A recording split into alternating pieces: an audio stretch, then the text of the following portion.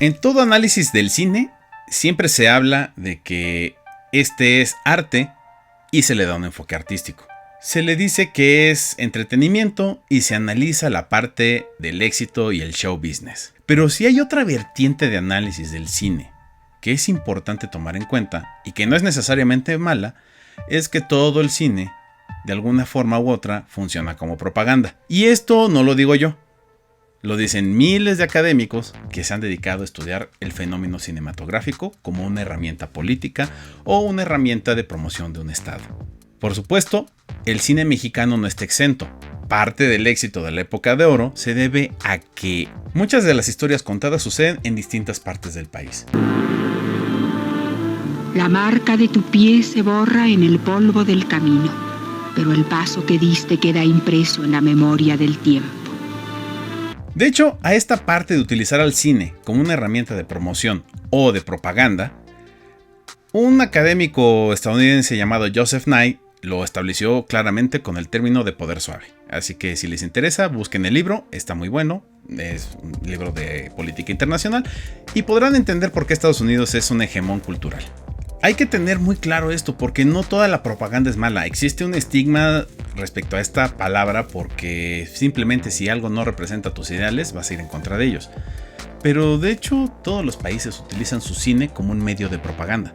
El cine japonés no sería el cine japonés de no ser porque a alguien se le ocurrió las historias de Kurosawa y de Yasuhiro Ozu son buenísimas y representan a nuestra cultura y nuestra identidad. O alguien por ahí dijo, la historia de Apu el niño hindú. Es buenísima, salió en Cannes, me gusta porque es una historia de gente de la India viviendo sus problemas como suceden en la India. Todos los países utilizan su cine, 1, para promocionar su identidad y 2, para darse a notar. Es una forma que sí, hace atraer inversiones, hay que verlo así, pero también es otra forma de reivindicarse ante el mundo y que nadie esté encima de otro. Es como un contraste amistoso decir, mira, vamos a intercambiar culturalmente. De hecho, esto que estoy platicándoles es lo que provocó que alrededor del mundo se conociera este término como cine mundial. Es decir, el cine fuera de Estados Unidos. Hay profecía de que la grandeza pasada habrá de renacer, y ese día no está muy lejos. Deseada es una película de 1951, dirigida por Roberto Gabaldón, con un guión de José Baviera, Antonio Medisbolio y Eduardo Marquina. De hecho, está basada en la obra La ermita, la fuente y el río de Eduardo Marquina, con música de Eduardo Hernández Moncada, con la fotografía maravillosa de Alex Phillips y protagonizada por Enriqueta Reza, Arturo Soto Rangel, el mismo José Baviera, Anabel Gutiérrez, Jorge Mistral y la hermosísima Dolores del Río. En una historia que pudiera parecer una comedia romántica de enredos, pero con un giro muy al estilo de Roberto Gabaldón. Cuando lo ves sin que te vea, parece que es una luz que te ciega los ojos. Y cuando él se te queda viendo, parece que...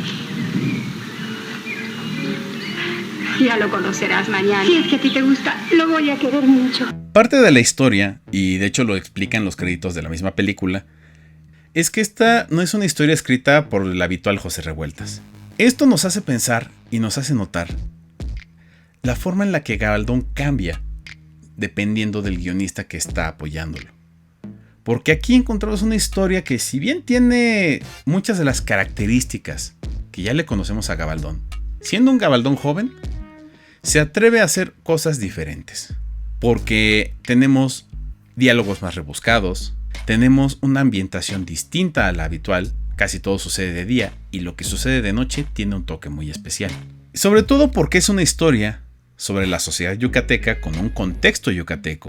Se ven muy claramente sus usos y costumbres, desde la forma de pedir matrimonio hasta esa incómoda y horrible costumbre de dar la dote.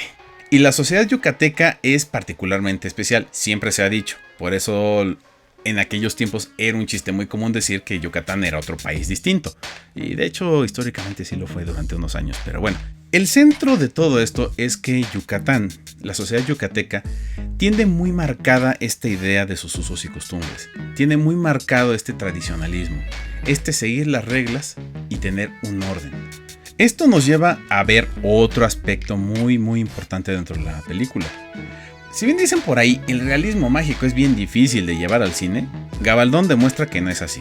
Con ciertos toques del misticismo maya, nos reviste toda la historia con una cierta poesía y con ciertos desdoblamientos alegóricos que nos ponen a pensar entre la verdad, la realidad y la fantasía. Y nos lleva también a que sutilmente Gabaldón esté dándonos mensajes muy importantes sobre un cuestionamiento a la sociedad, al poder, incluso al patriarcado.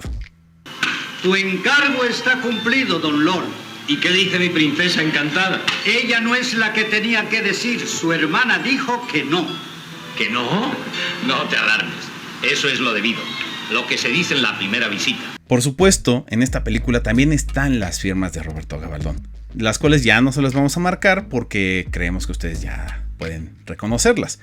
De hecho, los invitamos a que nos digan su propia interpretación de estas firmas aquí en los comentarios. Sería muy interesante saber su opinión, ver qué es lo que ustedes, desde su perspectiva, pudieron entender e interpretar con una historia como Deseada.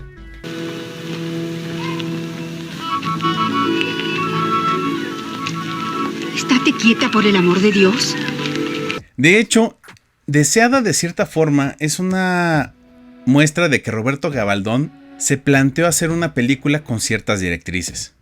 Es como si él se hubiera sentado a decir, a ver, quiero hacer una película que muestre la zona arqueológica de Yucatán.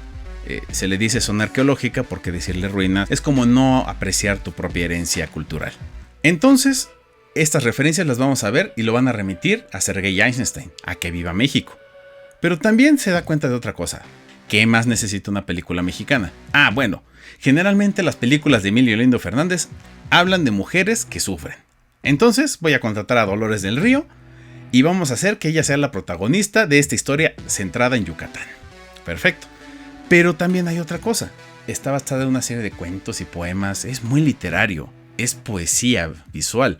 Ah, eso me suena a Julio Bracho. Entonces vamos a tratar de meterle los diálogos igual como si fuera una película de Julio Bracho. Pero también me falta la fotografía. Híjole, Gabriel Figueroa no está disponible porque está haciendo como 20 películas más y no puede venir a Yucatán. Ok, vamos a hablarle a Alex Phillips.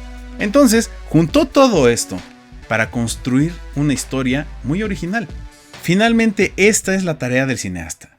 O por lo menos lo que deberían recordar algunos que van a pagar como 50,000 pesos por un cursito de cine medio pedorro.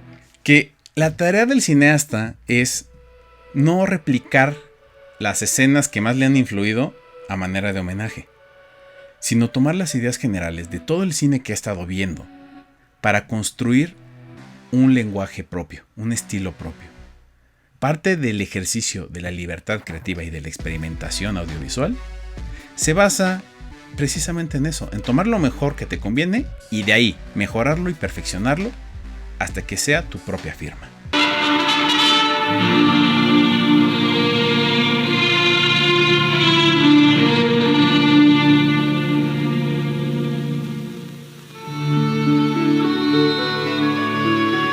El cine mundial en sí no es otra cosa más que la forma de un país de mostrar su mejor cara. Y esto se puede entender en los años 50, que fuera tan importante porque veníamos de una guerra atroz. Y lo que se necesitaba era, en tiempos de paz, construir una cara mucho más agradable y tolerante entre naciones. Y eso implicaba un intercambio cultural a través del cine.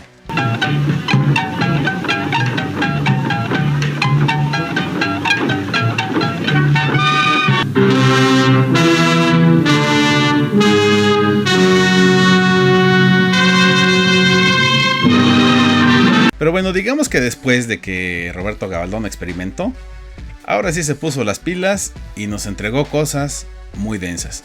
Adivinen cuál es.